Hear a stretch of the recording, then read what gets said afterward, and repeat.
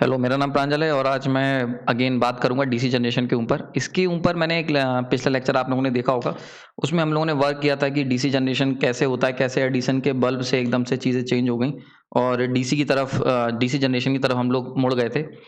लेकिन हमने पूरा प्रोसेस जब देखा तो उसमें हमने सीखा कि जब हम कंडक्टर को मूव करा रहे थे तो उसके अंदर आपने देखा होगा कि एक जो फ्लक्स कटिंग एक्शन से जो फैराडे के हिसाब से जो ईएमएफ इंड्यूस हो रहा था वो एसी था। वहाँ पे मैंने ये भी बताया था कि कैसे AC is the language of nature है और हर जगह आपको लाइफ में एसी ही देखने को मिलेगी। तो अब यहाँ पे इस जो ये जो पूरा लेक्चर होने वाला है इसमें हम लोग बात करेंगे जो लास्ट मैंने आपको छोड़ा था कि वो दो कौन से ऐसे चैलेंजेस थे जिसको जो एडिसन के सामने आए और उसको हमने कैसे सॉल्व किया। ठीक है, तो अगेन याद करा दूं तो एक चैलेंज जो था आपका वो क्या आया था, वो चैलेंज था कि कैसे आप कनेक्ट करोगे एक रोटेटरी पार्ट को एक स्टेशनरी पार्ट से। एक तो ये इंपॉर्टेंट चैलेंज आपके सामने था। ठीक है, दूसरा एक इंपॉर्टेंट चैलेंज आया था कि कैसे हम फिक्स पोलैरिटी को कैसे फिक्स करेंगे, क्योंकि भाई एसी आ रही थी यानी कि अल्टरनेटिंग पोलैरिटी। एसी का मतलब यहाँ पे ये है कि अल्टरनेटिंग पोलैरिटी मुझे मिल रही थी, जबकि डीसी मुझे चाहिए यानी कि फिक्स्ड पोलैरिटी की ज़रूरत है, फिक्स्ड पोलैरिटी। तो ये कैसे करेंगे, इसके ऊपर ये पूरी की पूरी ये जो आज का वीडियो है इसको हम लोग देखते हैं। तो चलिए स्टार्ट करते हैं।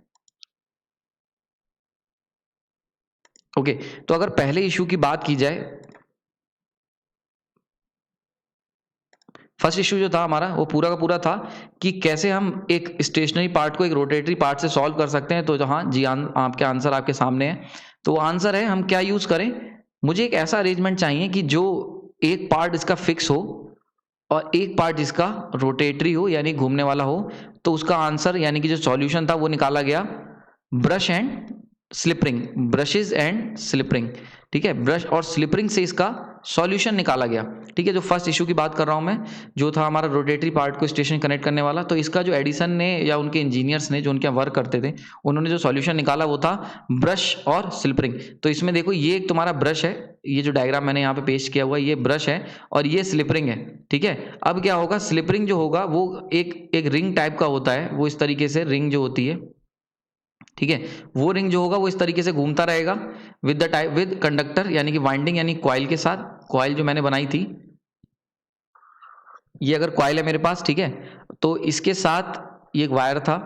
तो ये वायर जो होगा ये कनेक्ट होगा इस स्लिप रिंग से। ये जो स्लिप रिंग होगा इस तरीके से रिंग से कनेक्ट होगा और ये रिंग के ऊपर ये रिंग जो घूमेगा ये रिंग क्या होगा, रोटेटरी पार्ट होगा, रोटेटरी। ठीक है, इस रिंग के ऊपर ये टच करने वाला एक ब्रश होगा, ये ब्रश जो होगा ये होगा स्टेशनरी।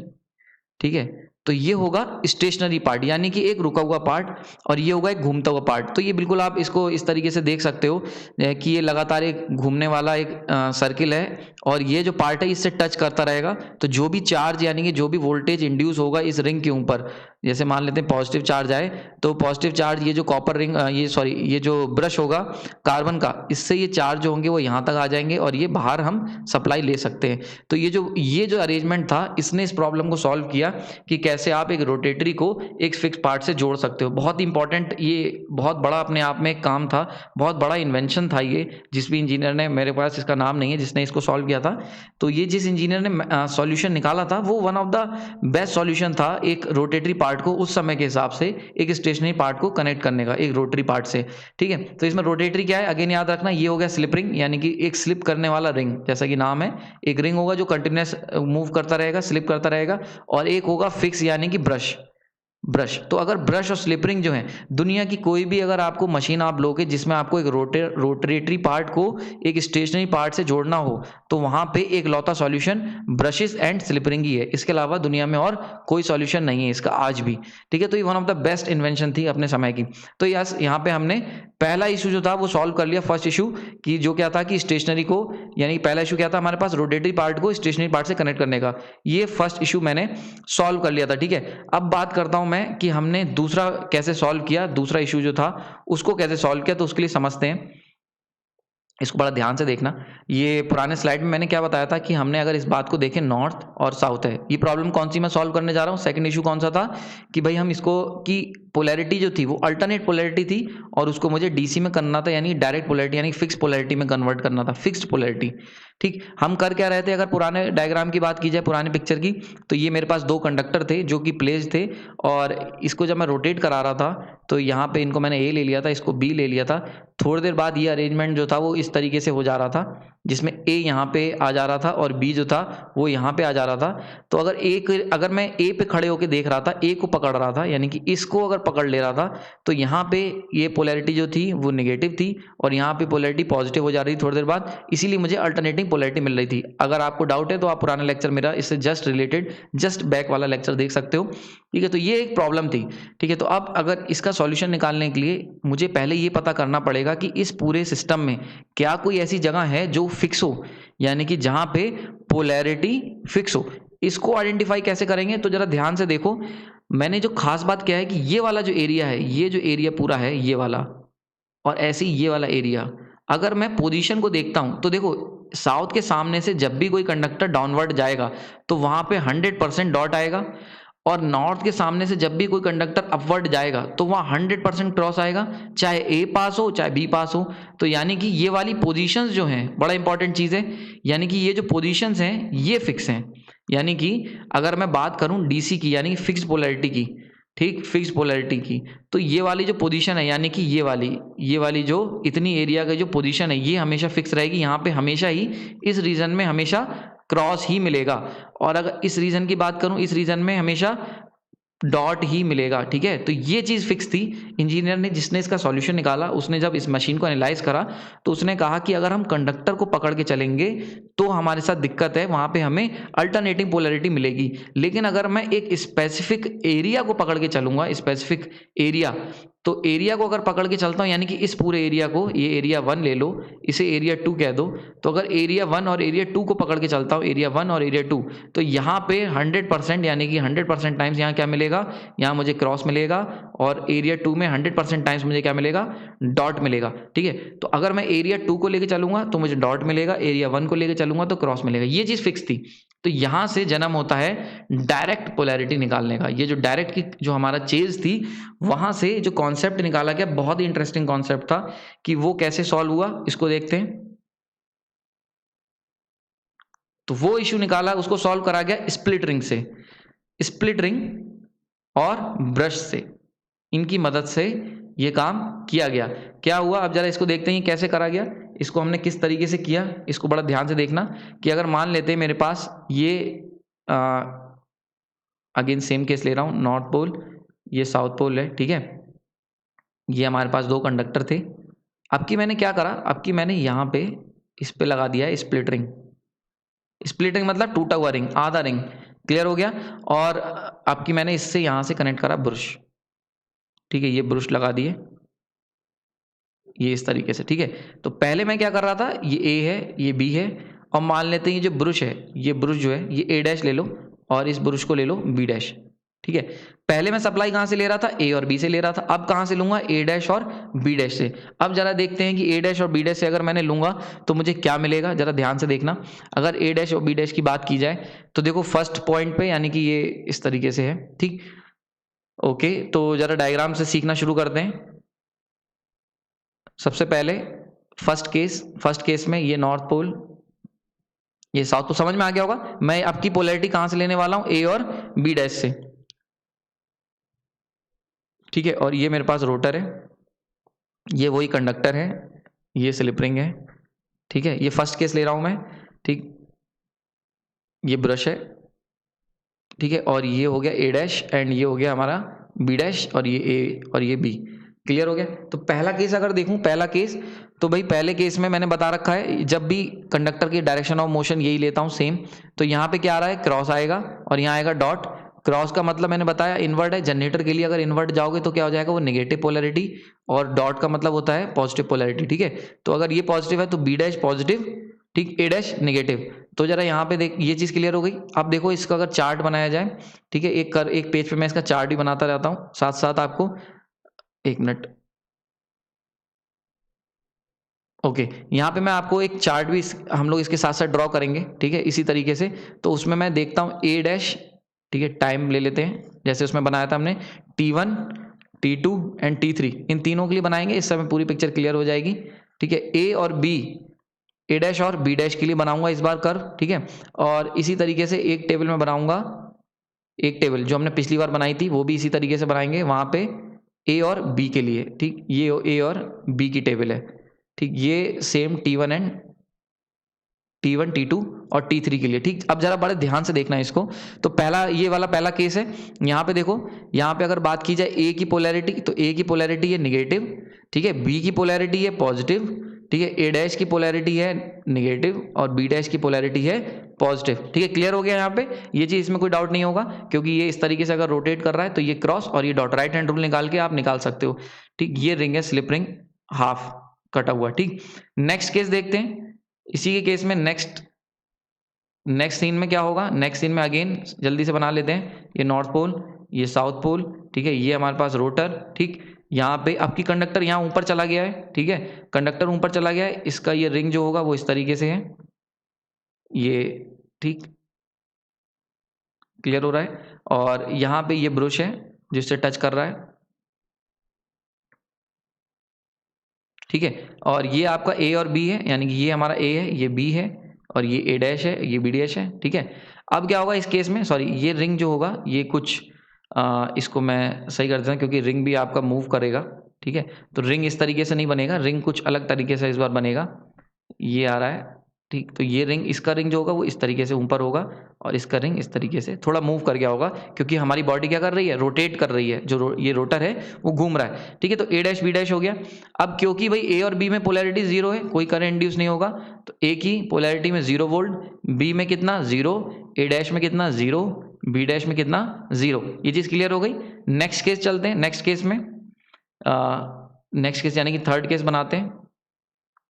थर्ड केस देखो बड़े ध्यान से, अगेन जल्दी से, नॉर्थ साउथ। ये बड़ा इंटरेस्टिंग केस होने वाला है, इसको बहुत ध्यान से देखना, इसी में सब कुछ छुपा है जितना भी मैंने अभी तक तुम्हें बताया है, ठीक। ये हो गया, और इसके जो कम्यूटेटर, सॉरी, जो स्प्लिट रिंग होंगे वो इस तरीके से प्लेस्ड होंगे, ये, ठीक। अब क्या हुआ, पहले केस में ए यहाँ था, दूसरे केस में ए ऊपर पहुंचा, ठीक, उसका रिंग भी घूमा। तीसरे केस में ए घूम के यहाँ पे आ गया, तो अब ए यहाँ पे आ गया है, ठीक। और ये हो गया इसका रिंग ए डैश, ठीक है। और ये जो है आपका सॉरी रिंग हो गया इसका, सॉरी इसका रिंग घूम के यहाँ पे आ गया, और ये है बी। अब बी यहाँ पहुंच गया है, लेकिन ब्रश की अगर बात की जाए, ब्रश की, तो ब्रश तो पहले भी जहाँ थे वहीं पे हैं, क्योंकि ब्रश क्या है, अगर ब्रश की बात की जाए, ब्रश की, तो ब्रश क्या है, स्टेशनरी है। तो ब्रश जैसे पहले थे वैसे ही यहाँ पे देखो, इस पिक्चर में भी ब्रश यहाँ पे थे, इसमें भी ब्रश यहाँ पे हैं, और इसमें भी ब्रश यहाँ पे हैं। तो ब्रश की पोलैरिटी कितनी है, ए डैश और बी, सॉरी ब्रश को हमने ए डैश और बी डैश माना है, तो ब्रश अपनी जगह पे है। अब जरा जल्दी से देखते हैं, अब यहाँ पे जब ये घूम के आ गया तो यहाँ पे क्या होगा, क्रॉस, क्योंकि मैंने बताया ये एरिया जो है यानी नॉर्थ के सामने जब भी तुम कोई कंडक्टर मूव कराओगे, उसे नहीं पता कि तुम ए करा रहे हो या बी करा रहे हो, इस नॉर्थ के सामने जब भी कोई कंडक्टर अपवर्ड डायरेक्शन मूव करेगा तो भैया ये फ्लेमिंग्स के राइट हैंड रूल के हिसाब से वर्क करेगा, और यहाँ क्रॉस ला देगा, यहाँ पे डॉट ला देगा, अगर डायरेक्शन ऑफ मोशन ये है, ठीक। तो यहाँ पे क्रॉस आ गया, डॉट आ गया। क्रॉस का मतलब मैंने बताया था नेगेटिव, ठीक है। तो ये नेगेटिव हो गया और ये पॉजिटिव मिलेगा बाहर, ठीक है। क्लियर हो गया होगा यहाँ पे। अब देखो जरा जल्दी से बना लेते हैं। ए की पोलैरिटी क्या है, ए की पोलैरिटी इस बार पॉजिटिव है, बी की पोलैरिटी क्या है, नेगेटिव है। खास बात, बहुत इंपॉर्टेंट, मोस्ट इंपॉर्टेंट, ए डैश की पोलैरिटी क्या है, नेगेटिव, बी डैश की पोलैरिटी क्या है, पॉजिटिव। जरा पहले वाले केस को देखो, ए डैश की पोलैरिटी क्या है, नेगेटिव, बी डैश की पोलैरिटी क्या है, पॉजिटिव। इस वाले केस को देखो, थर्ड केस को अगर मैं बात करूं, ये क्या आंसर, तीसरा केस है, ये तुम्हारा दूसरा केस था, ठीक है, ये दूसरा केस था, और ये पहला केस था, ठीक। तो पहले केस में A dash B dash negative positive, दूसरे केस में 0, तीसरे केस में again A dash B dash negative और पॉजिटिव। जरा जल्दी से टेबल ड्रॉ करते हैं जितना हमने सीखा। अगर बात की जाए ए डैश बी डैश की, तो ठीक है, पहले केस में ये नेगेटिव ये पॉजिटिव, नेक्स्ट केस में 0, थर्ड केस में क्या है, ये नेगेटिव ये पॉजिटिव, ठीक है।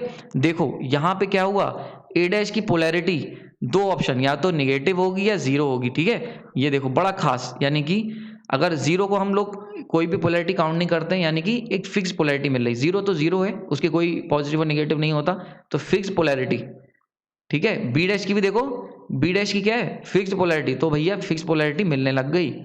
जो हम लोग कह रहे थे डीसी में, डीसी के लिए क्या चाहिए, डीसी के लिए फिक्स पोलैरिटी चाहिए, तो फिक्स पोलैरिटी आ गई है पिक्चर में। क्लियर हो गया। ए और बी को अगर देखते हैं, वापस से चलते हैं डायग्राम पे।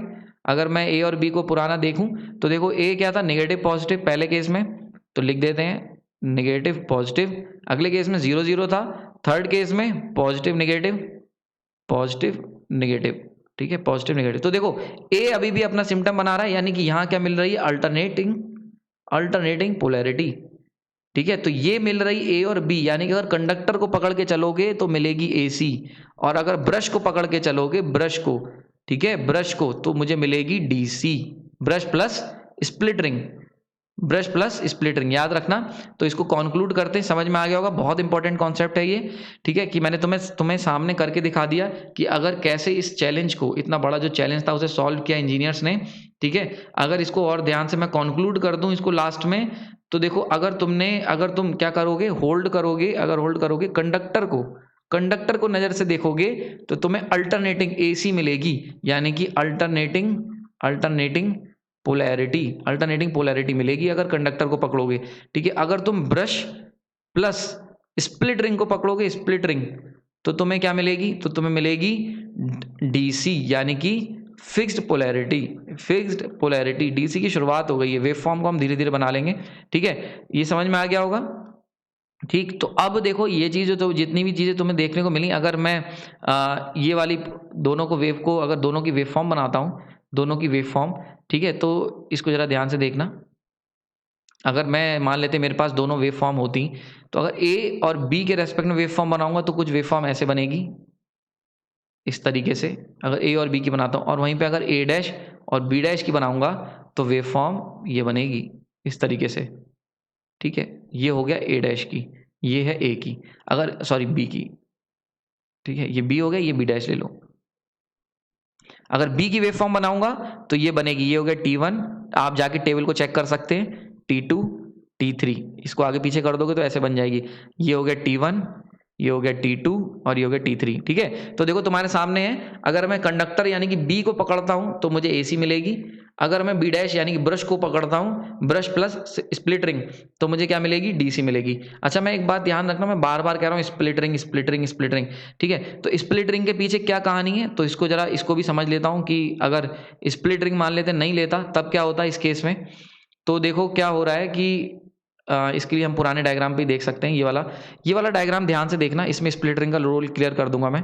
देखो, अगर ये रिंग तुम्हारा फिक्स होता है, यानी कि अगर रिंग को मैं फिक्स ले लूंगा, तो उसके लिए रुकिए, मैं नेक्स्ट डायग्राम बनाता हूँ, इसके लिए फ्रेश डायग्राम बना के सिखाता हूँ, कि अगर मान लेते हैं नॉर्थ है, ये साउथ है, और ये मेरे पास अगेन रोटर था, और ये A और ये B है, ठीक है। अब मैं क्या कर रहा हूँ, एक फिक्स रिंग ले रहा हूँ। फिक्स रिंग, देखो एक बात ध्यान रखो, अगर तुम्हारे पास दो कंडक्टर हैं, एक पॉजिटिव और नेगेटिव, तो एक रिंग तो ले ही नहीं सकते। एक रिंग ले लोगे तो क्या होगा, ये दोनों एक दूसरे को शॉर्ट कर लेंगे कॉपर रिंग से, और शॉर्ट करके क्या होगा, स्पार्किंग होकर सारा का सारा चार्ज डैमेज हो जाएगा। तुम्हें ये तो नहीं करना है, तुम्हें क्या चाहिए, बाहर चाहिए ब्रश से, ठीक है। तो सिंगल रिंग तो पॉसिबल ही नहीं है, कभी भी सिंगल रिंग यूज नहीं कर सकते हम लोग, ठीक।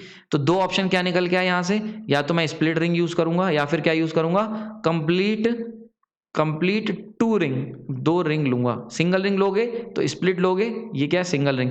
अगर सिंगल रिंग लोगे तो स्प्लिट लोगे, अगर कंप्लीट रिंग लेना है तो दो रिंग लोगे। एक रिंग फुल कंप्लीट कभी भी नहीं लोगे, ध्यान रखना ये चीज, कभी भी सिंगल रिंग नहीं लोगे, ठीक है, फुल कंप्लीट रिंग। तो अब देखते हैं, अगर इस तरीके का रिया, तो एक रिंग मैंने ये ले लिया पूरा का पूरा ऐसे ही, और एक पूरा का पूरा रिंग ये ले लिया, और यहाँ पे लगा दिया ब्रश, और यहाँ पे लगा दिया ब्रश। अगर तुमने सिंगल रिंग लेके ब्रश लगा दिया तो भैया किसी भी केस में ये इस तरीके से वायर से टच कर रहा होगा। अगर तुमने ऐसा कर दिया तो कभी भी ये जो ब्रश लगाया है, ये अब जब ये घूम के आएगा यहाँ पे और ये घूम के जाएगा यहाँ पे, तो पूरा का पूरा रिंग मूव करेगा इस तरीके से अंदर ही अंदर, ठीक। तो यहाँ पे कंप्लीट रिंग लेने से क्या होगा, ब्रश की पोलैरिटी जो होगी वो कंडक्टर की पोलैरिटी से मैच कर जाएगी, ठीक है। इसके लिए आप यूट्यूब पे एनिमेशंस पड़े हुए हैं, यूट्यूब पे आप AC जनरेटर का एनिमेशन देख सकते हो, AC जनरेटर का एनिमेशन बड़ा इंपॉर्टेंट है, ठीक है। AC जनरेटर का एनिमेशन देख लोगे तो आपको ये चीज़ क्लियर हो जाएगी। यहाँ पे मैं 3D को नहीं बता सकता, ठीक। तो ये जो देखो कंप्लीट रिंग लेने से क्या होगा, कंप्लीट रिंग अगर ले लोगे तो ये जो ब्रश होगा, ये जो रिंग है, इसकी पोलैरिटी और इसकी, यानी कि A' की पोलैरिटी, A की पोलैरिटी दोनों की इक्वल हो जाएगी, सेम हो जाएगी, ठीक है। तो अगर A' और A की पोलैरिटी सेम हो जाएगी तो तुम्हें क्या मिलेगा, AC मिलने लग जाएगी। क्लियर हो रहा है। तो A' और A की पोलैरिटी सेम ना हो, इसके लिए स्प्लिट रिंग लेना जरूरी है। स्प्लिट रिंग क्या होता है, जब अगर स्प्लिट रिंग होता है तो वो मूव करता है वाइंडिंग के साथ, तो स्प्लिट रिंग घूम के यहाँ आ जाएगा और बचा हुआ रिंग आधा यहाँ चला जाएगा। लेकिन अगर कंप्लीट रिंग ले लोगे तो वो अंदर ही अंदर घूमेंगे, लेकिन उनकी पोजीशन चेंज नहीं होगी, और पोजीशन चेंज नहीं होगी तो ऐसे केस में क्या होगा, A' और A की पोलैरिटी क्या होगी, सेम रहेगी। क्लियर हो गया यहाँ पे, ये चीज़ क्लियर हो गई, ठीक है। तो अगर तुम क्या करोगे, अगर तुम रिंग कंप्लीट ले लोगे, कंप्लीट, तो ऐसे में क्या होगा, वो रिंग जो होंगे वो अपनी जगह पे, ठीक है, वो रिंग जो होंगे वो इसी में वायर घूमता रहेगा और तुम्हें क्या मिल जाएगी, AC मिल जाएगी। अगर तुम क्या करते हो, स्प्लिट रिंग लेते हो, स्प्लिट रिंग, तो उस केस में क्या होगा, ब्रश की पोलैरिटी, ब्रश की और जो कंडक्टर है इनकी पोलैरिटी क्या होगी, एक दूसरे के अपोजिट होगी, ठीक है, मैच नहीं करेगी, मिसमैच, ये मिसमैच करेगी। क्लियर हो रहा है यहाँ पे। जबकि इसमें इसलिए तुम्हें क्या मिल जाएगा, यहाँ पे DC मिलेगी, लेकिन इसमें क्या होगा, ब्रश की पोलैरिटी और आपके पास क्या था, कंडक्टर की पोलैरिटी, ये क्या करेगी, मैच कर जाएगी। अगर दोनों की पोलैरिटी मैच कर जाएगी तो आउटपुट में क्या मिलेगी, मुझे AC मिलेगी, ठीक है। तो याद रखना, अगर मैं इस पूरे पिक्चर को कंक्लूड करता हूं तो मैंने क्या क्या सीखा। पहला मैंने सीखा कि भाई ब्रश और स्लिप रिंग जो थे उन्होंने कैसे सॉल्व करा, ये प्रॉब्लम मैंने सॉल्व कर ली थी स्टेशनरी को, ठीक है। तो जो ब्रश और स्लिप रिंग जो हमने लिए, स्लिप रिंग और ब्रश से, ब्रश ने कनेक्ट करा रोटर पार्ट को और स्लिप रिंग ने रिंग ने कनेक्ट करा, जो रिंग था इसने कनेक्ट करा रोटेटरी पार्ट को और ब्रश ने कनेक्ट करा स्टेशनरी पार्ट को, ये मैंने बता दिया, ठीक है। Split ring solve the AC DC problem, ठीक है। AC को DC में कन्वर्ट कैसे करा गया, तो हमने कहा भाई ब्रश प्लस क्या करा, स्प्लिट रिंग की मदद से, रिंग को टूटा हुआ रिंग, ठीक है, स्प्लिट रिंग की मदद से करा, ये भी मैंने बता दिया, ठीक है। तीसरा पार्ट क्या देखा हमने कि AC generated at the heart of generator, ये बड़ा इंपॉर्टेंट पार्ट था जो मैंने सीखा, पार्ट नोट करने वाला था ये कि AC भाई जनरेटर के हार्ट में क्या बन रही है, AC बन रही है। बाहर तुम भले ही रिंग और स्प्लिट रिंग लगा के और ब्रश लगा के DC कर लो, पर जनरेटर के दिल में क्या है, AC है, क्योंकि जनरेटर क्या है, नेचर की फॉलो करेगा नेचर को। तो जनरेटर का दिल जो है वो AC बना रहा है, यानी कि अंदर कंडक्टर्स जो है वो AC बना रहे हैं। आउटपुट मैं DC ले सकता हूँ, क्या करके, brush plus split ring use करके। अगर स्प्लिट रिंग की जगह भैया मैंने कंप्लीट रिंग यूज कर लिया होगा तो क्या बन जाएगा, तब सब कुछ खत्म हो जाएगा और मुझे AC मिलने लग जाएगी, स्प्लिट रिंग वाला जो फीचर है वो गायब हो जाएगा। तो याद रखना, अगर स्प्लिट रिंग ले रहे हो तो DC, अगर स्प्लिट रिंग नहीं ले रहे हो, कंप्लीट रिंग ले रहे हो तो AC। याद एक चीज और याद रखना, स्प्लिट रिंग ले रहे हो तो एक रिंग के काम चल जाएगा, अगर फुल रिंग ले रहे हो तो कम से कम 2 रिंग चाहिए होंगे, ये जिससे कि दोनों के दोनों टर्मिनल आपस में कनेक्ट ना हो जाए, ये चीज़ बहुत इंपॉर्टेंट है, याद रखना। अगर ये कनेक्ट हो गए, अगर मान लेते हैं एक में पॉजिटिव एक में नेगेटिव और तुमने इसे रिंग से कनेक्ट कर दिया तो तुरंत ही वहाँ पे शॉर्ट सर्किट हो जाएगा और मशीन वहीं पे डैमेज हो जाएगी, ठीक है। तो इसीलिए सिंगल रिंग मतलब स्प्लिट, और अगर फुल रिंग तो भैया 2 रिंग की जरूरत पड़ेगी। क्लियर हो गया। अब देखेंगे हम लोग जो अभी मैंने तुम्हें वेवफॉर्म बना के दिखाई थी जो ब्रश और स्लिप रिंग से, तो वही है, वो इस तरीके की कुछ वेवफॉर्म आई। क्या ये वेवफॉर्म DC बैटरी की, DC बैटरी की वेवफॉर्म ऐसे होती है। तो क्या ये DC बैटरी से है, नहीं भैया, DC बैटरी से तो अभी काफ़ी दूर है। तो इसको हम लोग DC बैटरी की तरफ ले जाएंगे।